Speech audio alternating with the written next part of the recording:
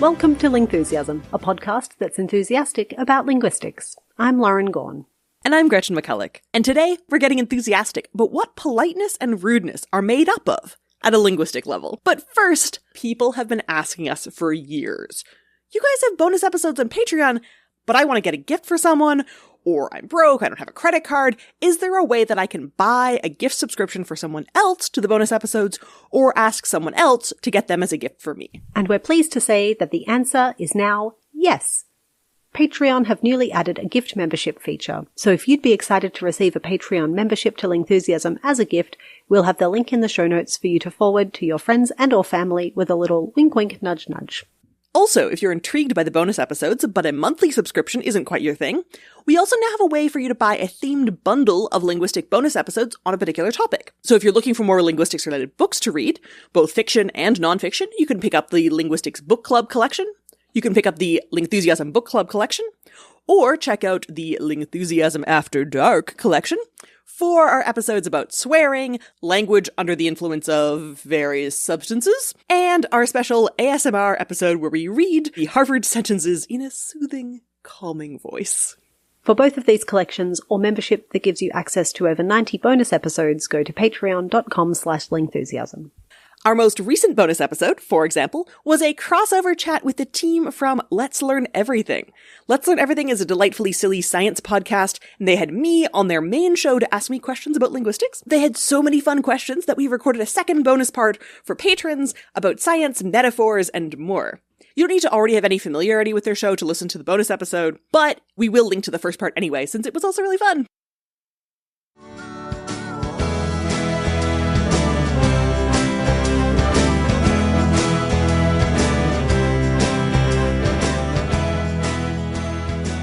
Okay, Gretchen, let's start the episode. Lauren, would you like to start the episode? If you would please introduce the topic of the episode, Gretchen, I would be ever so grateful. Oh, no, I couldn't possibly. No, you go first. I really must insist that you introduce the topic of the episode. That is, if you wouldn't mind. I hope I'm not imposing. Well, thank you. I appreciate that. It's incredibly kind of you to concede to my feelings about whose turn it is to start the episode. Maybe we can start it by being incredibly impolite to each other? It's so... It was a lot easier to act up being very polite. This being rude to each other on purpose things feels really hard to me, actually. If we were to try, though, I imagine that the sentences would be a lot shorter and involve a lot less deferring to each other. Maybe something very abrupt like, "Start the show now, lady." Get on with the Evan podcast, all right?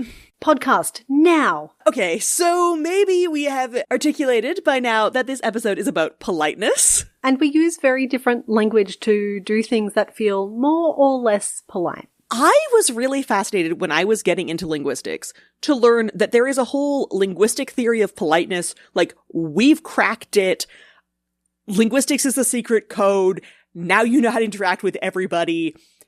There's just a formula for what makes something polite. This is one of those times where learning linguistics really does give you a new way to think about the world around you. So politeness theory, as defined by Penelope Brown and Stephen Levinson in 1987, is about this idea of politeness is basically being nice and respectful to other people. Mm-hmm. And to understand what it means to be nice and respectful, you have to think about the basic human wants and desires that we have. And basically, there are two kinds of things that people want from each other. One is that I want other people to be nice to me. Maybe they could give me things like a gift, or they could help me with doing stuff, or give me compliments. I would like all of those things. But also, I like downtime. I feel really respected when people give me space, they don't ask me to do things, they don't get in my way, they don't get up in my face. Yeah.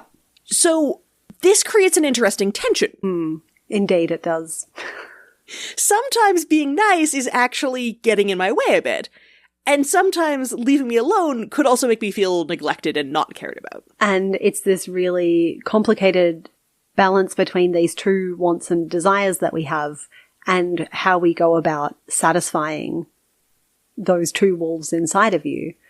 Inside of you are two wolves, the one that's really friendly and the one that's very standoffish. So if you think about this, say, in terms of hosting a dinner party, a very common ritualized Western social interaction where you have to navigate, either you're a host and you have people come to your house for dinner, or you have to turn up as a guest into someone else's space. And as a host, that's a very, it could go really well and that would be lovely for you. Or, if something goes really bad, you might have to salvage things and like try and save face. It's a very high stakes interaction.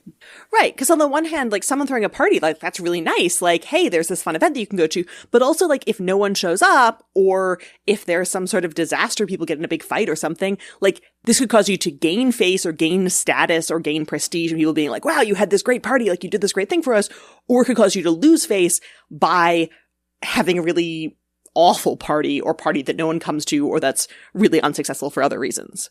So if I'm trying to be like a nice guest to a party and I'm trying to sort of proactively do stuff that will make the party better, maybe I bring the host a gift. Maybe I bring flowers or a drink or food or something to contribute to the party. Maybe once I get to the party, if things are winding up, I offer to help clean up, to help with the dishes. Maybe I compliment their home or the outfits that people are wearing. I could be doing all this stuff that is sort of actively doing something that sort of gets in the way, but in a really nice way. But I might also be a really respectful guest. So it would be respectful of me to show up with no food if the host has made it clear that they're cooking dinner. It would be rude for me to show up with a casserole I'd spent all day making if I had been told to come without anything. Right, like if they already have a menu planned and you're like, actually, I'm going to sit in the corner and eat this out of my Tupperware, or I've brought like a competing food item that everyone should eat my food instead. If they've told me it's a potluck, then I should bring something. But if they've told me that it's, I have planned this whole menu, I'm serving a fondue, like, please don't bring food, then that becomes rude instead. Similarly, if you turn up to someone's house for a dinner party, it's generally rude to just go poking around in other rooms in the house. Just go and rifle through their bathroom. Generally not a respectful thing to do. Like, it's nice if someone cleans my bathroom for me. That's very nice of them. If they did it during a dinner party, I don't feel very respected in my personal autonomous space. Right, like offering to help with the dishes is sort of part of the dinner party. Cleaning their bathtub or their toilet or something is like, why? Like, are you implying that my bathroom was insufficiently clean for you? Like, I thought we were supposed to be having a good time here. I thought we were here to chat and play board games after dinner and you want to clean my house. It's very weird. Also, the classic, as a host, like, it's generally considered rude to kick people out of your house. But if you are a host, you have all these other strategies because you could start literally taking things off the dinner table. You could yawn and make a lot of comments about how you're busy tomorrow. And it's very respectful if you're a guest to take those cues and take your leave. Right. And there are so many different types of parties and different types of cultures around visiting someone in their home, what kinds of homes they're living in. If they have young children, maybe there's going to be some toys on the floor in a way that would be considered messy if they just happen to have this as a house only of grown-ups. There are different types of host and guest cultures around, like, is it appropriate to bring a gift? What kind of level of gift is appropriate? How is it appropriate to respond when someone offers you a gift? Or if someone offers you food, are you expected to sort of refuse in a ritualized politeness sort of way a certain number of times? Or can you just say, yeah, sure, I'd like the food if you want it? And similarly, like, how is the refusal treated? Is the refusal treated as, oh, this person doesn't want this thing I made, like that makes them rude? Or I know they're doing the ritual politeness of refusal. I always find it interesting across cultures whether it's appropriate as a guest to be in the kitchen at all or to offer any help to the host, or if it would be considered impolite. Sometimes it's considered impolite to not offer help, and sometimes in some cultures it's considered impolite to offer help. You're meant to be there as a guest and not participate in the hosting responsibilities.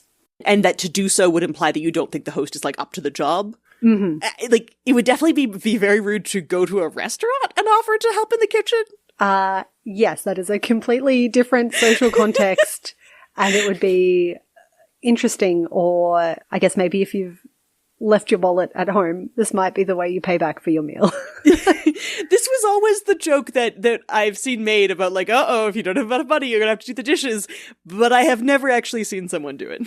The thing I like about this is, even though we've just said it's rude as a host to tell people to leave, there are definitely lots of situations where if you are close enough friends or if you're family, what would be considered rude among, polite acquaintances is actually completely fine and appropriate with people who you are closer to. My mum has this fun expression that she always says in sort of a jocular context towards the end of the night, and she prefaces it with, as they say in Cape Breton, but I've only heard it from her because I have not actually lived in Cape Breton, let's go to bed so these nice people can go home. Oh, that's a nice, twist on the usual, normally you would say, let's go home so these nice people can go to bed. Right, exactly. And so she sort of, it's a humorous twist on it. And by doing this in a humorous way and by attributing it to somewhere else, like a culture that's slightly further from ours, it's a way of making this statement a little bit more explicit while still keeping it as in just please leave now. I'm tired of you. I don't like you anymore. I still have a lot of fondness for when we met at that summer school in Alaska for the first time.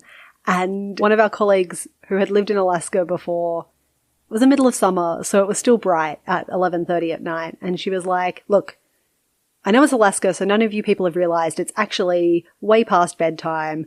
We all need to be doing stuff tomorrow morning. You should go to bed now. And I was just like, oh, yeah, I had absolutely failed to clock any of the usual cues around it's getting dark, we should go home. And I actually, the next day, really did appreciate this colleague just kicking us out of their dormitory so that we could all go to bed at a somewhat respectable hour. Right. And there's this sort of tension because you don't want to say go away now, I don't like you anymore, or telling someone to go away, or I don't want to spend time with you anymore, can be considered a statement of are we still friends? Are we still good? Did you have a good time in the first place? So there's often some sort of face-saving addition to it of, I really like you. I've had a good time until now, but now I'm sleepy. Let's continue this. And there's a huge degree of variation in how much we put this sort of on the record, let's just say it very explicitly, versus how much we do it with sort of scripted, conventionalized ways or subtle ways of implying things. And it's all this really subtle negotiating and attempting to avoid conflict because you don't want to be disrespectful, but you don't want to be someone who's not nice either. Right. These days I have learned that you can say something like, it's been really nice seeing you. And, it's been so good to meet you. And many people will interpret this as, oh, maybe it's the beginning of the end of this discussion. And they'll say, it's been nice to meet you too. I think, it's maybe time to go now, or it's time to move on and talk to someone else at the party and sort of progress in that way. But the starting with it's been really nice to meet you helps mitigate against that face threat of, oh, just because I want to leave now doesn't mean I wasn't enjoying myself earlier. And this just shows how it's hard. There's so much going on. And a lot of this you have to learn by having people. Once you have someone do it's been really nice to see you, you're just oh, this is a way I can use to wrap up a conversation that I'm ready to move on from that isn't well, I have to go now, or okay, bye, which is very abrupt. Please stop talking to me. I said please, it's polite. It's been really nice chatting with you could be the end of a conversation you've really loved and do want to pick up again. It could also be it's been really nice chatting with you. There could be an implication there and now we don't need to talk ever again anymore. It took me a while to learn, as a young adult, that when someone was saying on the phone, well, I should let you go, which is not so much a thing that is present in my culture when I was a child, that, well, I should let you go, because I would say, oh, it's okay, you don't have to let me go, I don't have anything else I'm doing tonight, if I was really enjoying the conversation. Yeah. Oh no, baby Gretchen didn't know that was the polite way of being I have to be somewhere. Yeah, it's actually, I need to go, but I will let you go. I'll say that I'm letting you go, but actually it's me that needs to go. But now that I know about it, I even use it myself. So there you go. And it's actually really nice to know that there is a whole theory of politeness that gives you some understanding of the parameters and the dynamics of what's at play here. So Penelope Brown and Stephen Levinson talk about politeness in terms of face.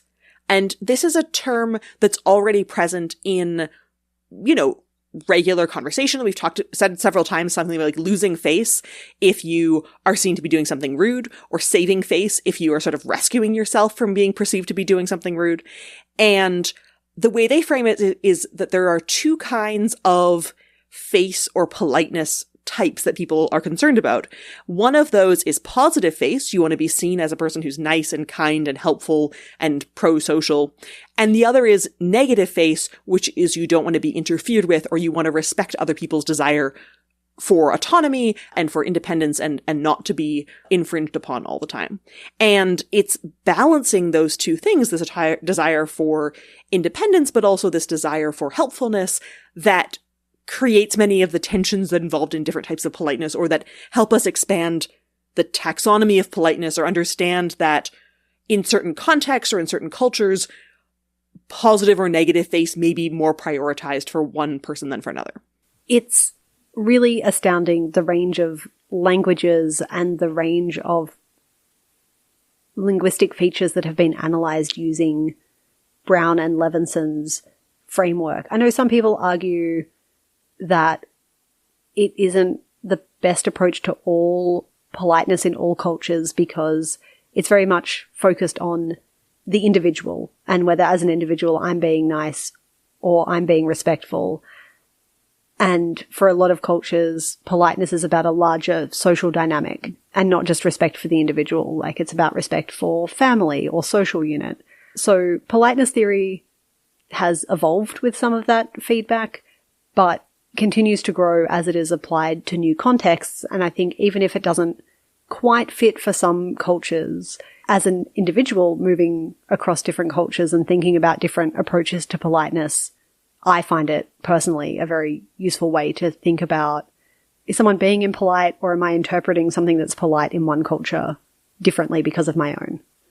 Yeah, that's something that fascinates me about politeness, is that there's relatively few sort of ingredients in being polite. There's this desire to be helpful. There's this desire to be, to sometimes be alone or not interfered with. And there's this desire for connection to various social groups.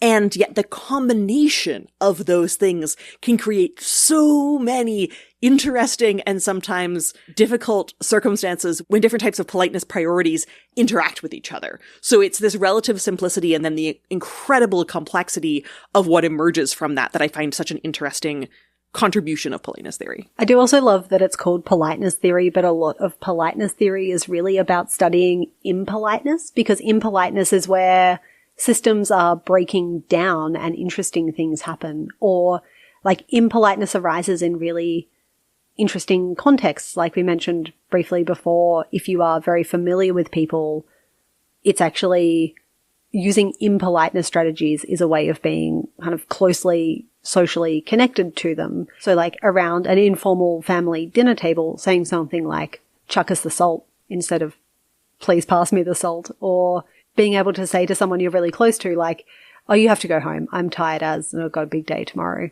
You can be direct with people, because in that social dynamic, for especially my very Australian, like, self-delusions of being like a laid back culture, if I were more polite with people, they'd be like, what's up with you?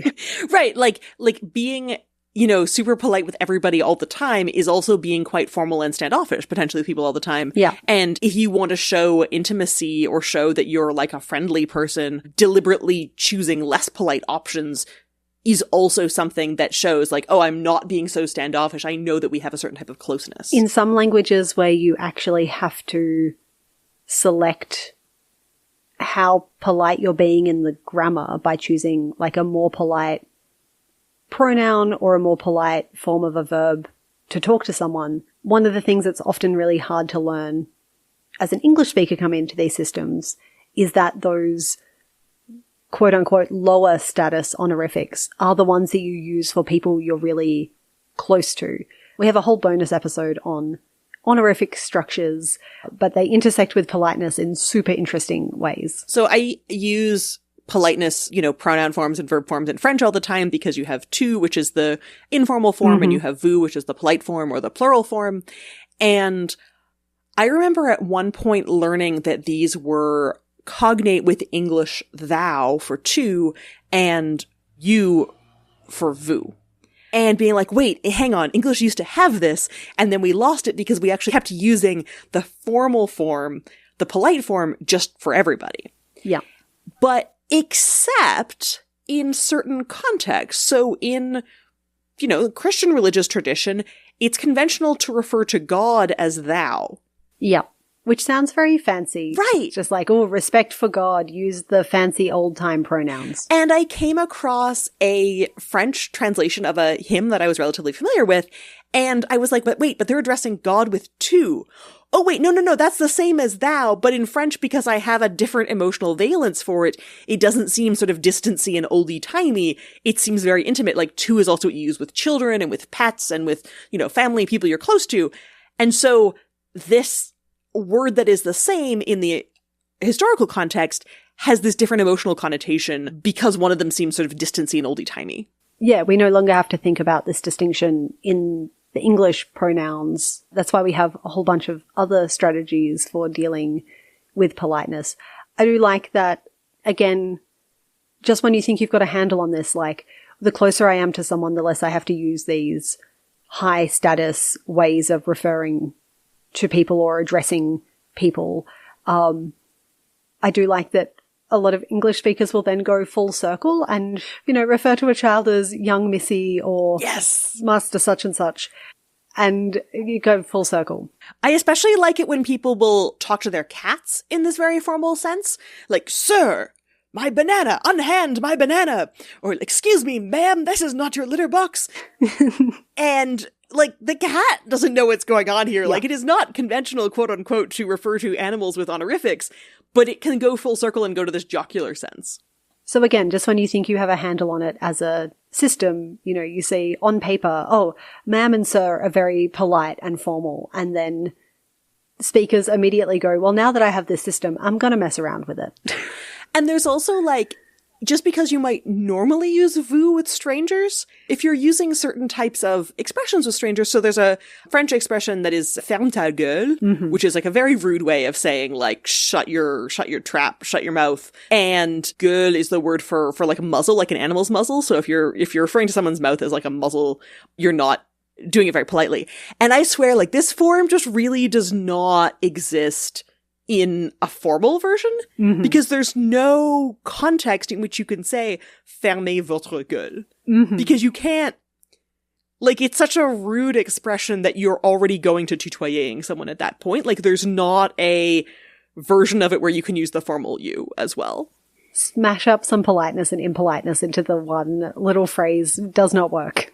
But conversely, like, in languages that have these sort of formally encoded grammatical politeness systems, you don't necessarily need as much of some of the strategies that English speakers do, which is making something polite by making it into a question, or by saying it with if, or by using more unreal or like more hypothetical versions of words, like saying could or might or would instead of like can or will or may. Like, in many ways, when English speakers go to learn a language that has a grammaticalized system of politeness, they're like, wow, this is so complicated. But coming into English, when you don't just have like one thing that makes everything polite, you have to learn a whole bunch of strategies that are differently appropriate in different circumstances. This is also complicated. It's just like what I am personally used to. It's also interesting what is codified and overtly taught, especially to children across languages when it comes to politeness, because so much of this you just learn by interacting in the language, and it's a really advanced skill to learn. But for kids, we spend a lot of time and energy in teaching them to say please and thank you specifically, like these politeness words. Yes, they learn them as magic words, and yet it's strange how children are very good at picking up words from only hearing them a handful of times, and yet getting them used to the social habit of saying please and thank you is surprisingly difficult. Yeah. I've been around a lot of kids where they know in principle how to say the sort of polite version of it, but it takes prompting for it to come out. It's like, okay, you said, give me that. And the parent, who's often the parent, is saying, okay, you've said give me that. We understand what you mean. Please say that again in the polite way. Would you please give me that? Yeah, I think a lot of the time kids actually do things that would be polite if they were grown-ups. It's like, could you fill my drink bottle is like a perfectly reasonable request for one adult to make of another adult if they didn't have access to the tap. But because they're children, we make them learn this specific kid form that we don't go around as adults saying like, could you please do this for me? Often we frame requests to them in the way that they then frame them back, but we expect them to learn this extra special child politeness form because it's rude for a kid to request something of an adult, full stop. Yeah. There's also some very interesting research about differences in please use specifically between US and UK Englishes, which I'm always interested to see where Canada and Australia fall in this particular cultural divides. Mm-hmm. So there's a paper by Lynn Murphy looking at a corpus of a whole bunch of business emails to see when people do and don't use please when it comes to requests. Okay. But first I want to back up for a second and say, Lauren, how old do you think the word please is? Given how much time we expend on getting people to use it, I assume it's pretty old and like well baked into the language. Yeah, if you'd asked me before I read this paper, I would have said, okay, I think it's cognate with the French verb plaire, ça me plaît. So probably like after the Norman conquest, but spelling wise, it looks like it's doing similar things as like peas, as in peas porridge, which I think of as oldie timey. Yeah. So I would have said pretty old, but this paper points out that the first available citation of please as this standalone politeness marker is from 1771. What? Which is quite recent, actually. That is super recent. I guess there's an older use of like, I am pleased to discover that it's a really new word. Or I guess it started as like, if you please do. Yeah. If you please, if it please you, please to do this. But the standalone please only became commonplace in requests in the 19th century. That's like 200 years. Wild. It's so new. No wonder the kids don't have a handle on it. Yeah. And relevantly for this UK versus US thing, please only starts being used in English around 150 years after the English started settling in what's now yeah, the Americas. So there is a historical reason why there might be some variation between American and British English use of please. Right. And it was not commonly used until after the US had declared independence. So there is some difference here is actually very consonant with the history of the word please. Cool. So if you had to guess who uses please more, British people or Americans? Oh, British people, absolutely. Yes. So they quantified that please is used at more than twice the rate in British requests. And again, this is a business email corpus, so we don't know about every sentence that's ever uttered by a British person, but it seems to be used about twice as much in British English as in American requests. That is a lot of difference. So please is polite. So if you're making a really big request of someone versus if you're making a relatively small request of someone, which one should you use please in more? Oh, this feels like such a stressful exam. All of a sudden. This is whether you're a polite human being, Lauren. We need to know. I think I would use please for big requests, personally. It is the opposite. Huh. So in routine requests in British English, something like please find attached or please let me know if you have any questions. Yeah. Stuff that's actually like you doing someone else a favor. Yeah. Please is more common there. Okay, I would use please in those contexts too. Right. Whereas if you say something like, if you have time tomorrow, could you get to this task? Yeah. That's a much bigger request than please find attached or please let me know if you have any questions. And in those contexts of like, if you have time, would you be able to do this? Would it be possible to do this? Those tend to use other politeness strategies, saying something like, if you have any time or would it be possible? Those are very polite, but they don't use specifically the word please. They're using much more indirect. Like with please, you say something relatively direct, like see attached. That's very to the point. And please is just there to like be a little sprinkle of softening. Whereas with those big requests, it's like, use a whole different frame that allows you to say no in a way where it's like, well, no, because I don't have time. Like I'm preemptively giving you an out to it. Right. And the British pleases seem to be way more often used in routine expressions. So saying something like, can you please, or could you please, very common in British English. American English does say things like that sometimes, but is less likely to use please and more likely to use a broader range of words for requests. Right. So can you do this? Could you do this? But also, would you be able to do this? Or might you do this? Or various kinds of things like that. Fascinating. So the generalization that they made is that because please is very routine in British English, using it is probably a safe bet, but isn't necessarily going to add that much to politeness.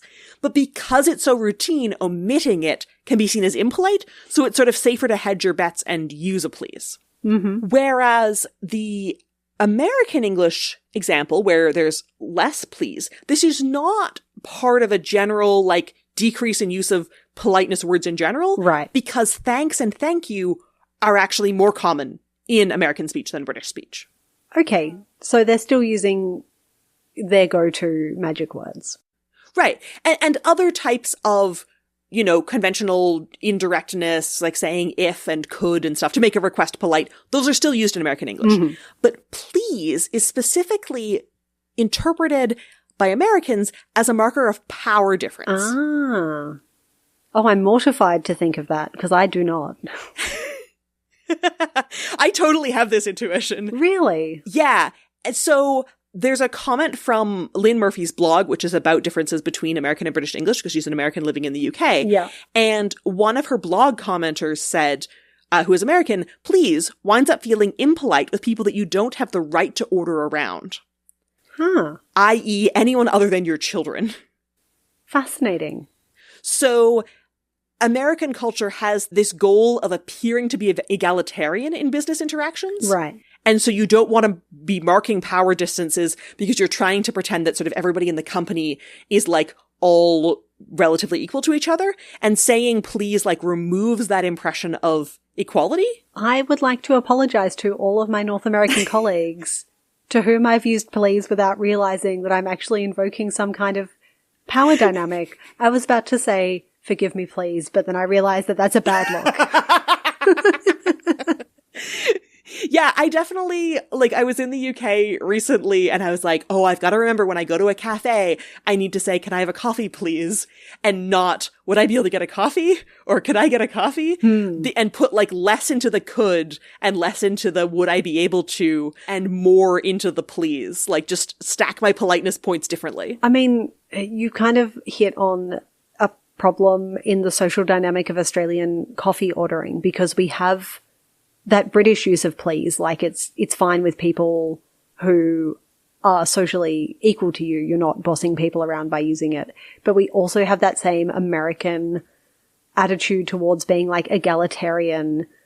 And I have often debated whether I should be saying please while ordering a coffee in Australia. And I think you've hit on the nexus of like, we have some American tendencies and some British tendencies. Yeah, I think Canada also has like some American tendencies and some British tendencies. But in the please realm, I feel like we're closer to the American side of, yeah, maybe like kids need to use please because they have less power than almost everyone they're talking to. Mm-hmm. But please makes a request more of a request, and we're trying to pretend that we're like not making a request at all.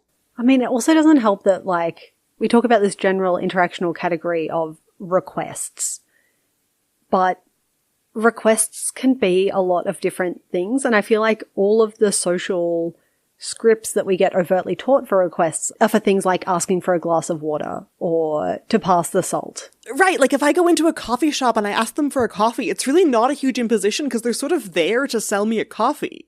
Mm-hmm. Whereas if I say something like, you know, this is very polite, could I please get a coffee? If I say, Lauren, could you please help me move? No.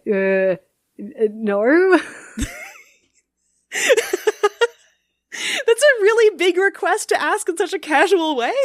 Yeah, that's a big ask, mate. Okay, I have another request. Sure. I know this is a really big favor. Mm-hmm. I wouldn't ask it if I had any other options, but like, I'm just wondering if you might be free on Saturday to pass me the salt. I will, but I mean, the thing is that this works very well as a joke, but I'm just like, oh, if you really need me to pass the salt, I don't know if I will get to Canada by Saturday. You're gonna fly from Australia, get a whole airline ticket just to get the salt that's like slightly further around the table, and I don't want to stand up and get it. Over to you. So yeah, I don't actually know if this is a big request or a little request. But also, I'm going to say no because you didn't say please. Excellent point. But I put in so many politeness markers, Lauren. I was so polite. There are some big requests that we have highly codified. I would say probably the most canonical is the marriage proposal. Oh, that's very codified. Yeah. Will you marry me? You would not say, could you marry me? Would you mind marrying me if you're free? Maybe in June next year. Do you think you could find some time at some point to marry me? Those kind of politenesses don't really work. I'm starting to get the pragmatic interpretation, actually, that you're asking for someone in their role as marriage officiant. Ah, yeah.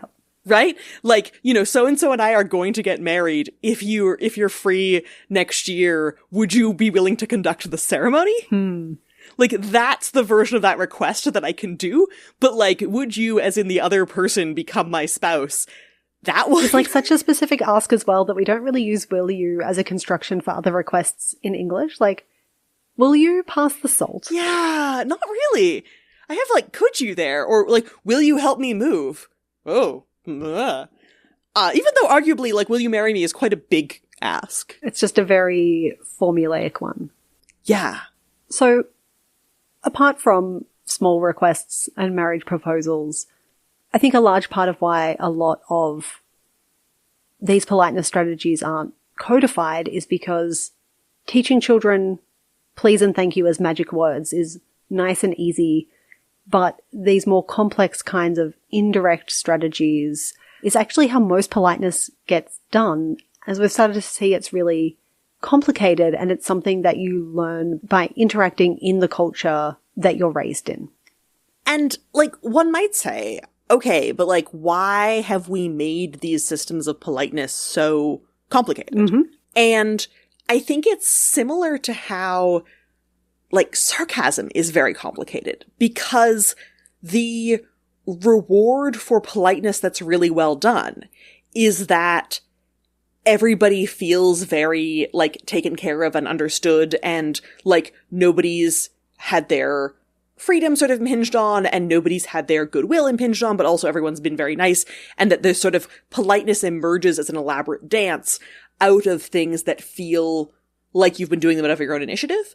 And so there are some aspects of it that are highly ritualized, and sort of participating in a ritual dance can be very satisfying, but there are also some parts that are highly improvisational, and being able to improvise like a slightly new version of politeness that hasn't quite become cliche yet, but still operates within a recognizable system is also very rewarding, because then you get sort of like extra bonus social points for being the super polite or tactful kind of person. If you keep repeating a cliche often enough, it loses some of its power. And I think that maybe where we are with things like please and children, where, okay, this is an easy one to teach to children, relatively speaking, compared to all these elaborate adult indirectness strategies. Mm-hmm. But also that means if you're an adult who relies only on saying please for politeness, you're like not doing the other more complicated stuff.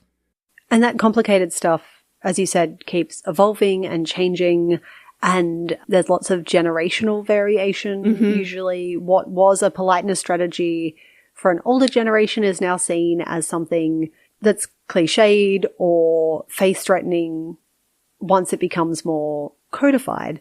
I do love that, thanks to Because Internet, you have become something of a weird, like, email etiquette guru.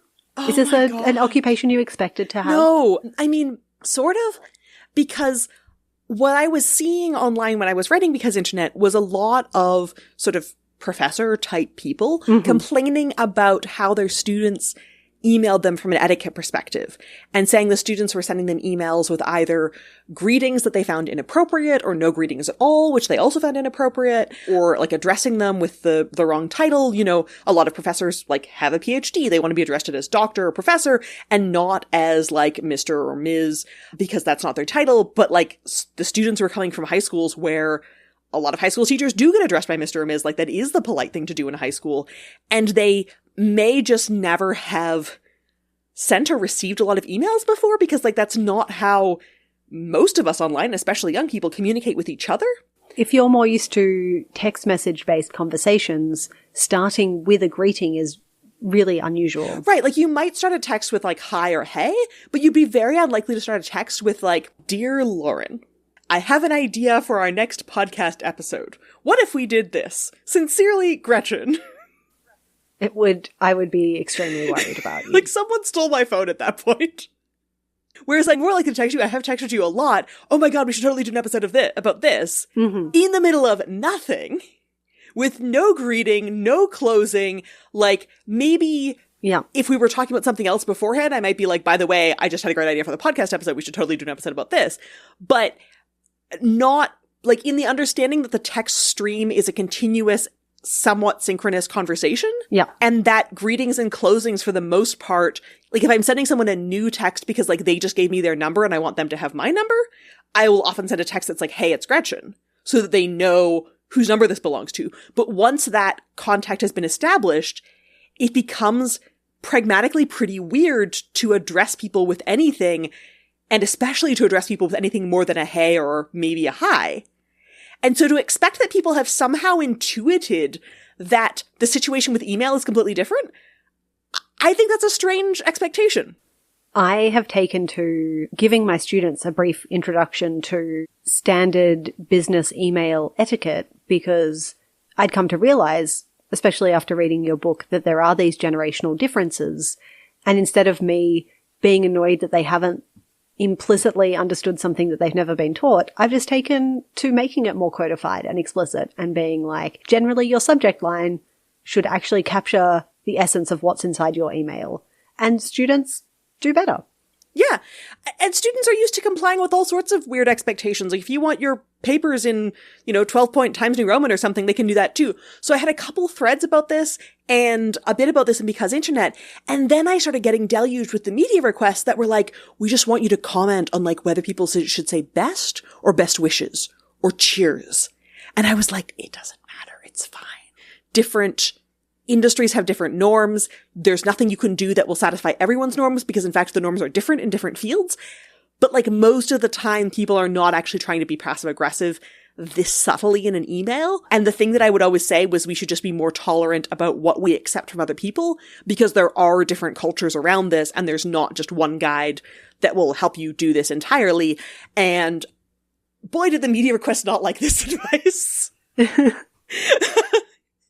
Like they wanted a list for how to always do the acceptable email. And I was like, I'm sorry, there is not such a list. We just need to be a little bit more relaxed about each other because there are like an industry will have a particular norm or a company will have a particular norm or a region will have a particular norm. And then sometimes when you're communicating with someone who's outside of that, you end up into a system of conflicting norms where some people are like, best is always passive aggressive. And other people are like, what? I use best all the time, every day. I'm not being passive aggressive. And like, look, there's like a little bit of stuff, but most of it is just very cultural. I feel like this is one of those times where having even a basic introduction to politeness theory is just really good for your health. Yeah. Like it just allows you to step back a little bit and not get so overwrought about these things. Yeah, like, and this was really helpful for me because I was receiving emails from my Spanish publisher, so the publisher of the Spanish translation of Because Internet. Mm-hmm. And I met them when I was in Spain. They were all super nice. And then they started signing their emails to me love. Oh, that is definitely something I would only use with a close group of close friends. Or, yeah, family members. Like, if I'm emailing, like, my grandparents, I might put love. Yeah, not business partners. No, but clearly this is being translated from something that is eminently appropriate in this context, because the rest of the email was fine. Actually, you're right. I absolutely learned to write letters in other languages where it would be like, love from someone, and it's total, like if it's totally normal in that language. Right. And we do say dear at the top of messages, which is also technically intimate. Like, I really think it's a lost in translation thing. I'm not worried about it. I am not judging your grammar, just analyzing you. But yeah, there's this like, okay, this is what's going on here. I can enjoy it. So we've talked a lot about how we use politeness linguistically, both with politeness words and also with politeness sort of hypotheticalness of words. Lauren, you're the gesture person. Are there politeness gestures? Absolutely. When we did our episode that looked at pointing gestures, we talked about how different cultures have different understandings of whether it's polite to point at someone or not. And that's part of that respect thing. Like being pointed at can feel like a real attack on your respected space. So it sort of pops your personal bubble to be pointed at. Yeah. And so in some cultures, it's either rude to point at people or it's rude to point with like an index finger. That's a very stabby type of point. And you might use like an open hand or pointing with the thumb towards a group of people. So that's one area where you see some very clear cross-cultural politeness variation. One of my other favorite ones is the difference in whether you nod when you're listening to someone talk and how you nod when you listen to someone talk. I'm nodding. And like, it's a good reminder it's not just the person speaking who's doing politeness things. When we listen to people across English and Mandarin and Japanese, there's been some great analysis that shows people will nod while the other person's speaking to show that they are engaged. They're being nice and respectful and showing that they are attentive to what the person is saying. There's this really great paper looking at the difference between Japanese and English nodding. And the main difference is that English speakers will mostly nod at like the end of a sentence or when someone's coming to the end of something to indicate that, I'm still listening, keep going, like keep telling your story. So like at the ends or the transition points.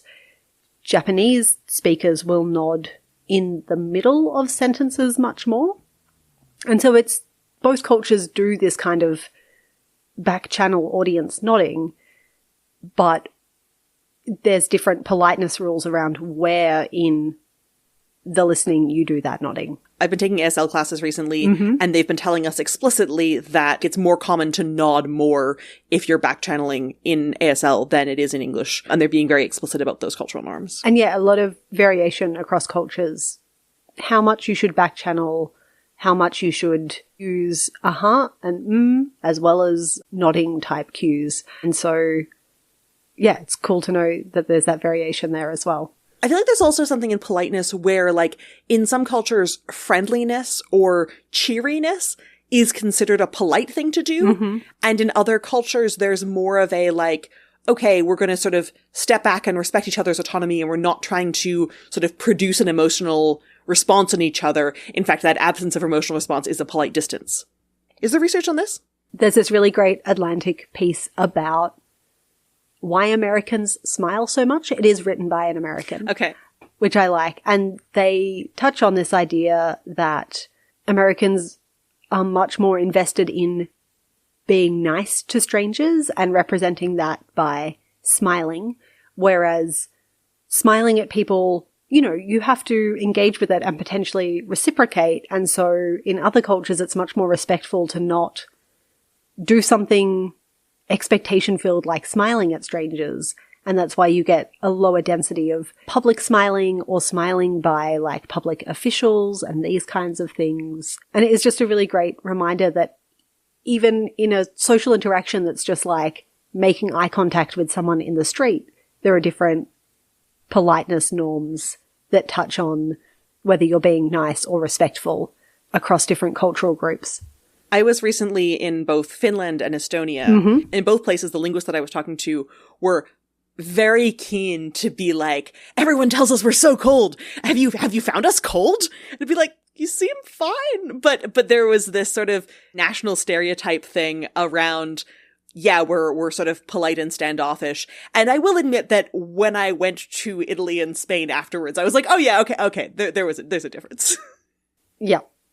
Like, no one was sending me emails signed love from Estonia. I didn't think, and it's not that I thought they didn't like me, but there was a cultural difference there.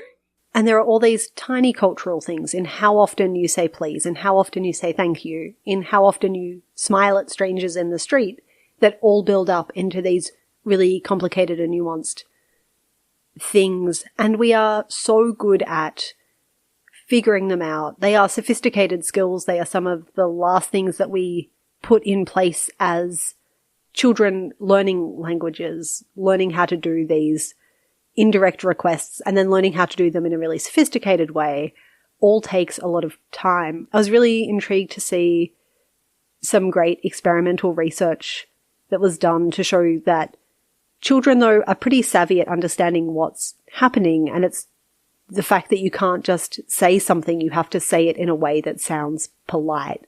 And even 3-year-olds can infer if someone is being polite from the intonation that they use to say something. Oh, because I think of 3-year-olds as not necessarily being very good yet at remembering to say, like, can you please pass me the salt, or can you please give me some juice or something like this, but they can recognize it. I think it's always good to distinguish between whether a child can recognize a linguistic feature and whether they can successfully and consistently deploy it. Yes. But in this case, the experimenters had multiple conditions. They had people smiling and frowning, but they also had conditions where they would say, can you give me the frog, please? Or, can you give me the frog, please? Yeah, that definitely, the second one sounds more polite to me. And it does to the 3-year-olds as well. They're so good at this. Whereas, even some 18-year-olds, 20-year-olds who are writing emails to their university professors are not doing what the university professors think of as politeness. And it's interesting, these more overtly codified things, if you're not brought into the code, you can miss them. Whereas these more general politeness principles around, like, you have to say something in a way that sounds polite as well as has the right polite words, we get so much exposure to that kind of polite language use. We're really getting the hang of it very early on. This is one of the things that really intrigues me and fascinates me about politeness theory as a abstract concept, because it reinforces how politeness and rudeness aren't absolute truths. Mm-hmm. Like, there's some ends of the spectrum where I think, probably anybody would agree that, like, go away is less polite than I'm getting tired now. Mm-hmm. But there's so much of a gray area in the middle, and there's so much where politeness theory helps us recognize that there are different norms and expectations and ingredients that combine to make politeness different and situational in different contexts. And when I'm in a situation where the social dynamic is less familiar, I can go in with some tools to analyze, okay, maybe the respect for autonomy type of politeness is more important in this environment. Maybe the sort of positive, friendly, in-your-face politeness is more important in this other environment. How can I think about how these ingredients combine here, mm-hmm. and what other people are doing? And even if other people are doing this thing, they probably think it's polite, and so they'd probably like it if I mirror it back, rather than getting hung up in, I have the absolute idea of what is polite, and what is polite for me in all contexts is what is going to be polite for other people, and everyone else is just wrong. Just take a step back and say, okay, there are lots of different types of politeness, and I can figure out how to be strategically polite or rude in different types of social situations.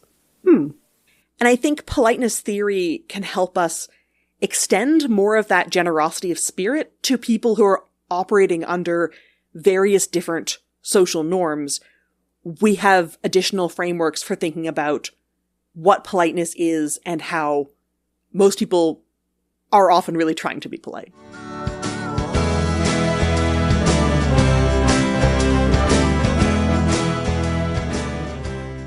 For more Lingthusiasm and links to all the things mentioned in this episode, please go to lingthusiasm.com. You can listen to us on all the podcast platforms or lingthusiasm.com, and you can get transcripts of every episode on lingthusiasm.com/transcripts. You can follow @Lingthusiasm on all the social media sites. You can get scarves with lots of linguistics patterns on them, including IPA, branching tree diagrams, Gavagai the rabbit, and our favourite esoteric Unicode symbols, and other Lingthusiasm merch, like our Ask Me About Linguistics badges at lingthusiasm.com/merch. My blog and social media is Superlinguo. Links to my social media can be found at gretchenmcculloch.com. My blog is allthingslinguistic.com. And my book about internet language is called Because Internet. Lingthusiasm is able to keep existing thanks to the support of our patrons. If you want to get an extra Lingthusiasm episode to listen to every month, our entire archive of bonus episodes to listen to right now, or some special collections of Lingthusiasm Book Club or Lingthusiasm After Dark, or if you just want to help keep the show running ad-free, go to patreon.com/lingthusiasm or follow the links from our website. Patrons can also get access to our Discord chat room to talk with other linguistics fans, and be the first to find out about new merch and other announcements. Recent bonus topics include fun science questions from Let's Learn Everything, a linguistics travel log, and xenolinguistics, or how linguists could talk to aliens. Can't afford to pledge? That's okay too. We also really appreciate it if you can recommend Lingthusiasm to anyone in your life who's curious about language. And as a reminder, you can now gift Lingthusiasm subscriptions to someone else as well. Lingthusiasm is created and produced by Gretchen McCulloch and Lauren Gaughan. Our senior producer is Claire Gaughan. Our editorial producer is Sarah Doppiarella. Our production assistant is Martha Tsutsui-Billins. And our editorial assistant is John Crook. Our music is Ancient City by The Triangles. Please stay Lingthusiastic.